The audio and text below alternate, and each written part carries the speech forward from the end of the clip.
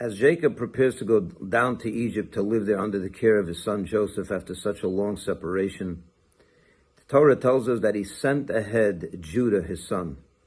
And Rashi tells us why did he send his son? To set up a house of educational, a house of study where the children and grandchildren, the family would be able to learn Torah. And many ask the obvious question, why did he need Judah to do that? He could have sent a message to Joseph. After all, he was the viceroy. Who better than him can set up an institution at the highest level? But Jacob chose Judah.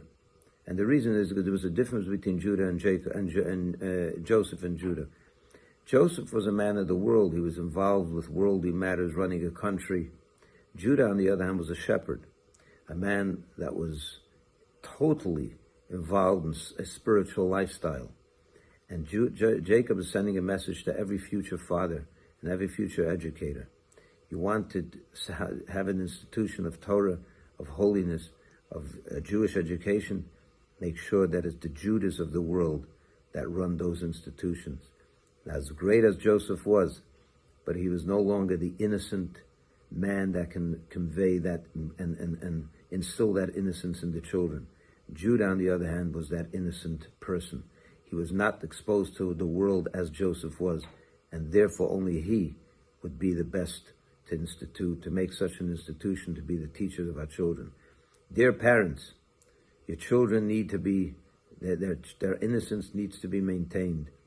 When you look for an institution, a teacher to teach your children Judaism, make sure it's a teacher that is himself innocent, because only he or she will be able to instill that value of innocence and maintain your children's innocence. When I talk about this a lot, children, what they need today most, with so much that they're exposed to, we have to try to shed that and to limit that and to maintain that innocence.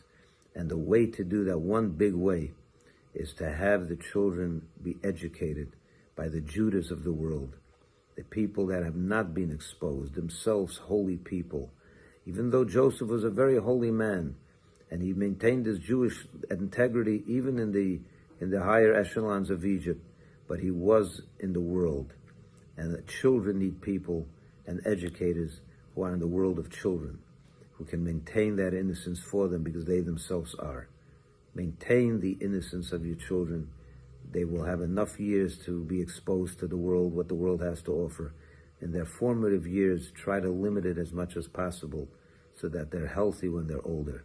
Good Shabbos, and may we all have nachas from our children, if the Judahs of the world will be their educators and those that run the educational systems. Good Shabbos.